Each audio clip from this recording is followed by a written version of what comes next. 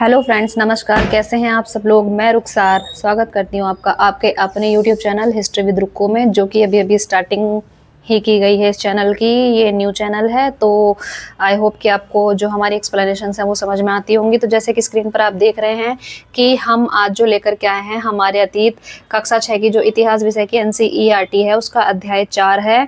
क्या बताती हैं हमें किताबें और कब्रें, इसकी यह व्याख्या है, जिसका भाग ये दूसरा है। तो देखिए, पिछले भाग में जब हमने पढ़ा था तो उसमें हमने पढ़ा था कि दुनिया के जो प्राचीनतम साहित्यिक स्रोत हैं इतिहास को जानने के, उनमें से जो ऋग्वेद है उसके बारे में हम पढ़ रहे थे। हमने ये भी पढ़ा कि इतिहासकार ऋग्वेद का अध्ययन कैसे करते हैं। विश्वामित्र और दो नदियों के बीच का जो वार्तालाप था उसके बारे में भी हमने पिछले अध्याय में पढ़ा था। तो आई होप कि आपको ये समझ में आई होगी जो हमने पिछली बार एक्सप्लेनेशन की थी। अब हम नेक्स्ट चलते हैं, आगे हम पढ़ेंगे ऋग्वेद के ही बारे में पढ़ेंगे, लेकिन ऋग्वेद के अंतर्गत और क्या क्या चीज़ें होती थी और उसमें क्या क्या थोड़ा होता था उसका हम एक छोटा सा अध्ययन करेंगे जो इस किताब में दिया गया है। चलिए पढ़ते हैं। देखिए, इसमें हेडिंग दी गई है मवेशी, घोड़े और रथ। मवेशी जो होते हैं वो होते हैं जो पशु हम पालते हैं अपने घरों में, ठीक है, उनको मवेशी कहते हैं। घोड़े और रथों के बारे में आप जानते ही हैं। तो चलिए पढ़ते हैं। ऋग्वेद में मवेशियों, बच्चों में भी खासकर पुत्रों और घोड़ों की प्राप्ति के लिए अनेक प्रार्थनाएं हैं। प्रार्थनाएं यानी कि जैसे मंत्र होते हैं उस तरह से, ठीक है। घोड़ों को लड़ाई में रथ खींचने के काम में लाया जाता था। ऋग्वेद में यह वर्णन मिलता है कि जो घोड़े होते थे, तो जब लड़ाइयाँ होती थी या युद्ध होते थे तो घोड़ों को उस काम में लाया जाता था। इन लड़ाइयों में मवेशी जीत कर लाए जाते थे, यानी कि जो घोड़े होते हैं या जो मवेशी होते हैं ये, ठीक है, तो इनको भी जीत कर लाया जाता था। साथ में लड़ाइयाँ वैसे जमीन के लिए भी लड़ी जाती थी जहाँ अच्छे चरागाह हो या जहाँ पर जो जैसी जल्दी तैयार हो जाने वाली फसलों को उपजाया जा सकता हो। देखिए, जब हम युद्ध करते हैं तो किसी एक मुद्दे पे किया जाता है। तो इतिहास में भी क्या होता था, किसी वजह से तो युद्ध होता होगा। तो ये बता रहे हैं कि जो युद्ध होते थे या लड़ाइयाँ होती थी वो ज़मीन के लिए भी की जाती थी, और खासकर ऐसी ज़मीनों के लिए जो चरागाह हों, ठीक है। चरागाह के लिए क्यों? क्योंकि भाई चरागाह होगा, अच्छा चरागाह होगा वो, तो वहाँ पर वो लोग अपने मवेशियों को चरा सकेंगे, ठीक है। या जहाँ पर ऐसी ज़मीन जहाँ पर जौ वगैरह, जो एक खाने का अनाज होता है, ठीक है, मोटा अनाज होता है ये, इसको पैदा किया जा सके, ठीक है, और जौ के जैसी अन्य सब जो है अनाजों को भी। कुछ लड़ाइयाँ पानी के स्रोतों और लोगों को बंदी बनाने के लिए भी लड़ी जाती थी। युद्ध में जीते गए धन का कुछ भाग सरदार रख लेते थे, सरदार यानी कि जो हेड होता था उनका, तथा कुछ हिस्सा पुरोहित को दिया जाता था। शेष धन आम लोगों में बांट दिया जाता था। पुरोहित यानी कि जो पंडित होते होंगे वो, और जो बाकी का जो धन बचा हुआ होता था, जो आम लोग होते थे, उनको दे दिया जाता था। कुछ धन यज्ञ करने के लिए भी प्रयुक्त होता था। यज्ञ की आग में आहुति दी जाती थी। ये आहुतियाँ देवी देवताओं को दी जाती थी।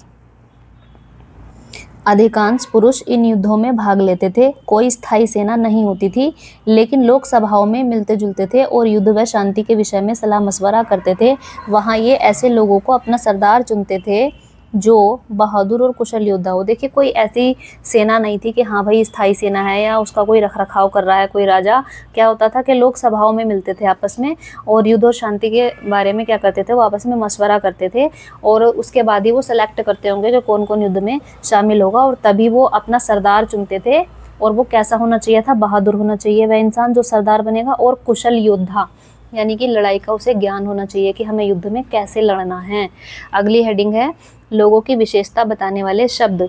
लोगों का वर्गीकरण काम, भाषा, परिवार या समुदाय, निवास स्थान या सांस्कृतिक परंपरा के आधार पर किया जाता रहा है। ऋग्वेद में लोगों की विशेषता बताने वाले कुछ शब्दों को देखो। यहाँ पर बता रहे हैं कि जो लोगों का या इंसानों का वर्गीकरण होता है वो किस किस आधार पर किया जाता रहा है आज तक, और ऐसे दो समूह हैं जिनका वर्गीकरण काम के आधार पर किया गया है। कौन कौन है? एक तो पुरोहित। पुरोहित अक्सर कौन होते थे? जिन्हें कभी कभी ब्राह्मण कहा जाता था। ये तरह तरह के यज्ञ और अनुष्ठान करते थे। और दूसरे लोग कौन थे? राजा। देखिए, ये ऐसे समूह हैं जिनका वर्गीकरण किस आधार पर किया गया है? उनके काम के आधार पर।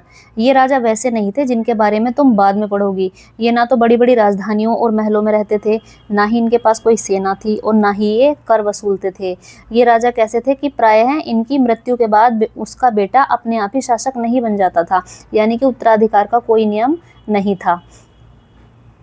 आगे बढ़ते हैं। जनता या पूरे समुदाय के लिए दो शब्दों का इस्तेमाल होता था। एक था जन, जिसका प्रयोग हिंदी व अन्य भाषाओं में आज भी होता है। दूसरा था विश, जिससे वैश्य शब्द निकला है। इस विषय पर हम अगले चैप्टर में पढ़ेंगे। यहाँ पर लिखा हुआ है, देखिए जो जनता है, जैसे आज हम लोग हो गए, पब्लिक हो गए, तो उनके लिए दो शब्दों का इस्तेमाल होता था, या तो जन या विश।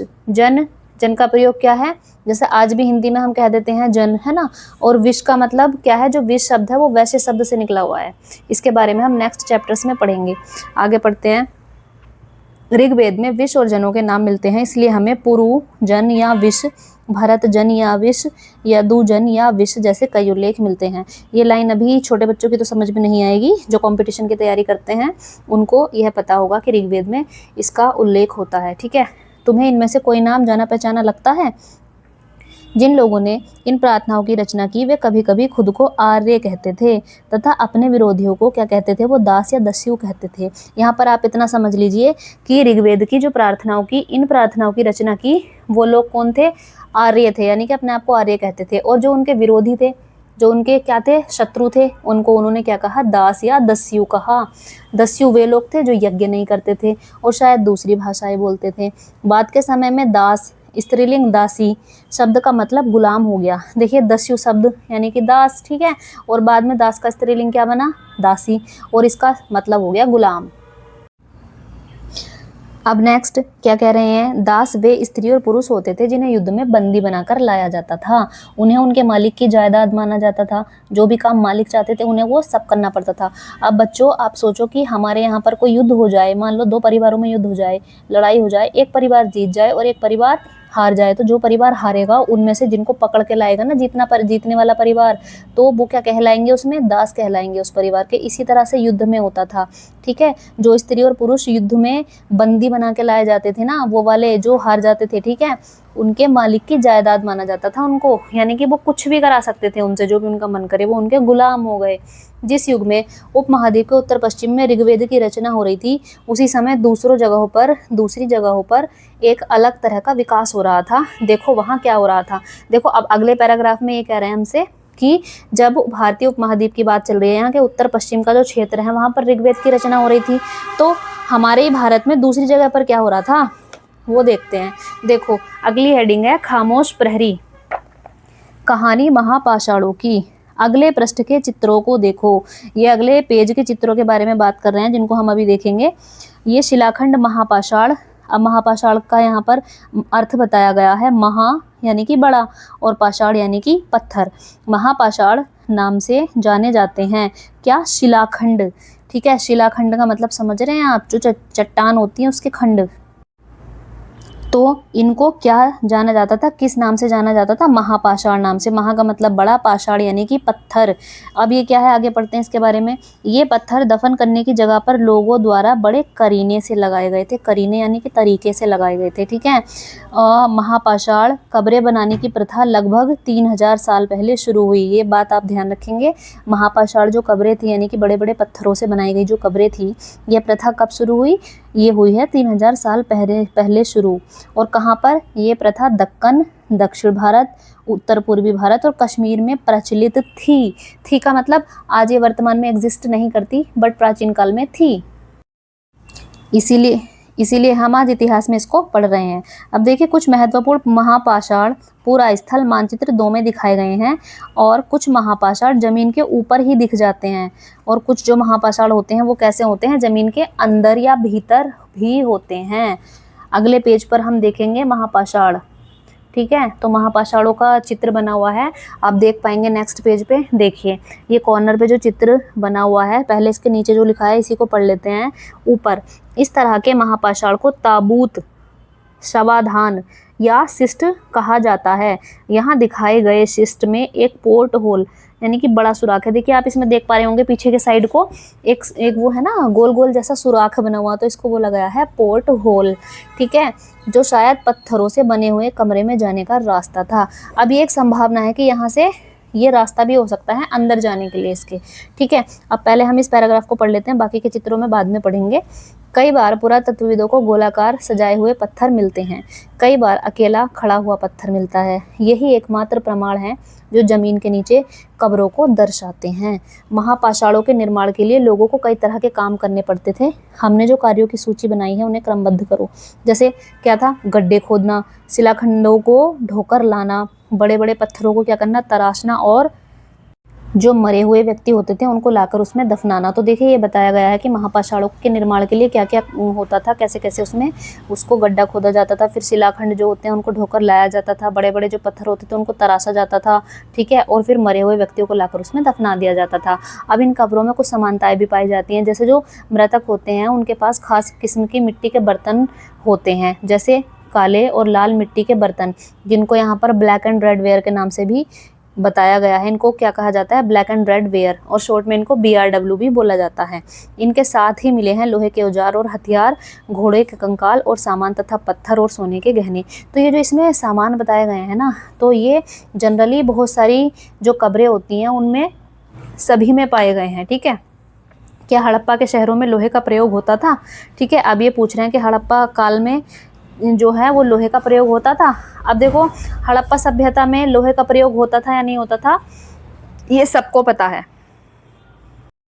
देखिए, हड़प्पा की जो सभ्यता थी वह लोह प्रधान सभ्यता नहीं थी। लोहे का क्या है, उस समय प्रयोग नहीं होता था। हड़प्पा सभ्यता को मुख्यतः किस सभ्यता से जोड़कर देखा जाता है, कांस्य सभ्यता से, ठीक है, कांस्य की सभ्यता। अब देखो नीचे लिखा हुआ है इसमें, महापाषाण कब्रों से मिले लोहे के सामान। बाई ओर क्या है, देखो घोड़े के लिए सामान है ये। नीचे ऊपर की ओर क्या है, देखो बाई ओर घोड़े के लिए सामान है ऊपर, और नीचे बाई ओर क्या है, कुल्हाड़ियाँ हैं ये। और सबसे नीचे क्या है कि जो छुरी जैसी बनी हुई है, इसको कटार बोला गया है, ठीक है। कटार इसको इसीलिए बोला गया है क्योंकि ये काटने के काम आती होगी कुछ ना कुछ, ठीक है, जैसे मांस या कुछ भी, तो इसको इसलिए कटार बोला गया है। तो देखिए ये महापाषाण कब्रों से मिले हुए सामान हैं जो महापाषाण कब्रों में व्यक्तियों के साथ दफनाए गए पाए गए थे, ठीक है। तो आई होप कि आपको ये एक्सप्लेनेशन समझ में आई होगी, और बने रहिएगा हमारे चैनल पर और सब्सक्राइब कीजिएगा हमारे चैनल को। हमें आपके सपोर्ट और प्यार दोनों की ही आवश्यकता है, तो आप हमारी वीडियोस पर बने रहिएगा। और अगर कोई कमी हो तो मैं हमेशा कहती हूँ कि आप हमें ज़रूर सजेस्ट कीजिएगा, है ना, क्योंकि इंसान कभी भी परफेक्ट नहीं होता है, परफेक्शन को लाना पड़ता है। और मैं अपने काम में सुधार के लिए हमेशा प्रयास करती हूँ। तो बने रहिएगा आपके अपने YouTube channel history with Rukku पर। आपका दिन शुभ हो। धन्यवाद। नमस्कार।